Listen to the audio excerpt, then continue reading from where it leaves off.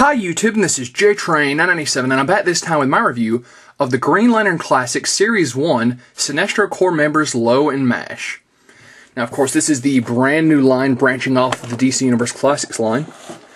Surprising they still kept the DC Universe tagline at the top, but these boxes are very distinct from the DC Universe Classics line. We'll get a quick example in here. So you can see the Series 15 Starman. The packaging on the Green Lantern Classics are much taller. Overall, the rest of the design is pretty much the same, though, as you can tell there. One thing about this line, though, which is one of the big reasons I chose to review this guy first, is they're going to be big about issuing us multiple figures in each wave with the pretty much interchangeable parts to make you buy the figure twice and beef up your army faster.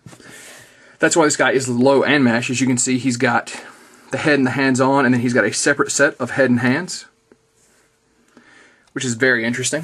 Which is honestly a pretty cool idea, I think. You know, gets us that many more figures that much quicker. And I'm sure they're thrilled that they get to sell the same figures twice. This guy also comes with the left leg of Arquillo, excuse me. I can never say that guy's name right. But as you can see here on the back of the packaging, the other characters in the line, which are Kyle Rayner, Black Hand, Black Lantern Abensor, Sinestro Corps member Mongol, of course themselves, and the Manhunter. And there's Arquillo when he's finished. The read-ups at the top say, few members of the Sinestro Corps are as frightening as Low and Mash. Low drains his victim's blood supply and then lays thousands of eggs in the corpse, spawning a disgusting mass of parasitic slugs. Mash began life as triplets who merged into one body. The two bottom faces are psychotic murderers. The top face is horrified by their depraved acts, yet powerless to stop them.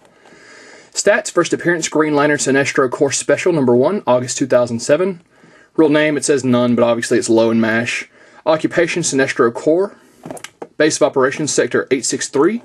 Special abilities: yellow power rings surround them in a protective aura, allow for interstellar flight, and project solid constructs. So, also about the packaging, each one has their particular Corps logo right here in the wave and figure. So, looks like a fantastic figure. Let's pull these bad boys out of the packaging. And here we have the figure out of packaging. Now I have him here as Low first, because that's the way I'm going to keep him until I can get another figure and have one as Mash. But the actual swap out of the head and hands went a lot smoother than I thought it would. The head was no problem at all. The hands were a tiny bit stiff, but no big deal when it was all said and done. Of course, the left leg of Arquillo, as you can see here. Let's see, hold on one second. Arquillo, once again. I always forget that guy's name. Of course, he is Kilowog's nemesis, which I'm assuming is why there's so many similarities between him and the actual Kilowog Collect and Connect from Wave 11. But, enough about that. This guy is a very nice looking figure. Let's get him posed here again. They've really done a nice job on this head sculpt, especially on the teeth and the mouth, as you can see there. Once again, they do a lot of nice detail on this ring, and on the costume in general. So, panning back out, we'll swap the head out real quick, just so you can see. Once again, head's easy enough. Hands are a little bit more trouble, but just gotta put a little extra force on them. Pop the heads back on. Hands. And I suppose if for some crazy reason you wanted to mix them up, like there was some kind of crazy accident, you can do that too. And the last hand, the most important one, it's got the ring on it.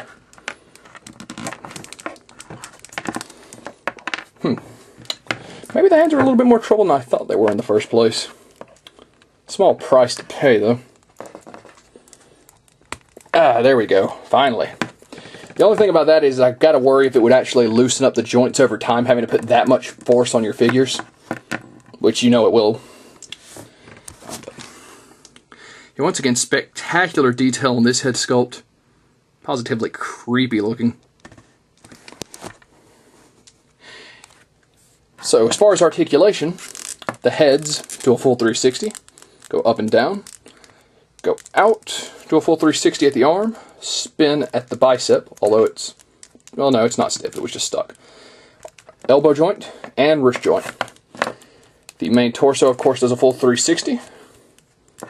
Has some slight abdomen movement. Legs go out, forward, back. Spin at the quadricep, bend at the knee, and have an ankle joint. So, I'm assuming that when these start hitting stores, they're going to run you about 15 bucks a figure, which is the price of DC Universe Classics. And I've got to say, fair price for this line. It doesn't buy. I know a lot of people were kind of off-put by the fact they were kind of reissuing figures in the same line to try and get you to buy more as different characters. Once again, that doesn't bother me at all, really. I kind of like the idea. So, I gotta say, he's definitely worth the double pickup to get low and mash. Both figures are fantastic, seeing as they are essentially the same. There's enough unique differences in just the head and hands to recommend buying it twice. And that being said, this is JTrain997 saying I'll see you soon, YouTube. Oh, and on a side note, if you follow my reviews, you know that I got screwed when I bought my original DC Universe Sinestro. The infamous back abs of the figure. This, once again, even though it isn't a perfect match, is a much better match than the body they gave him, will probably end up being my solution for that figure as well. And once again, sorry for the tack on. This is JTrain997 saying I'll see you soon, YouTube. Hey guys, on yet another side note I wanted to tack on. I do think it wouldn't have hurt to have included the Sinestro Core Lantern or some energy constructs, which are the clip-on projections of what their ring can do in this packaging. I think that would definitely enhance the fact that we're buying the same figure twice, you know, give us a little bit of difference in the poses we put them in. But once again, this is JTrain997 and I'll see you soon, YouTube.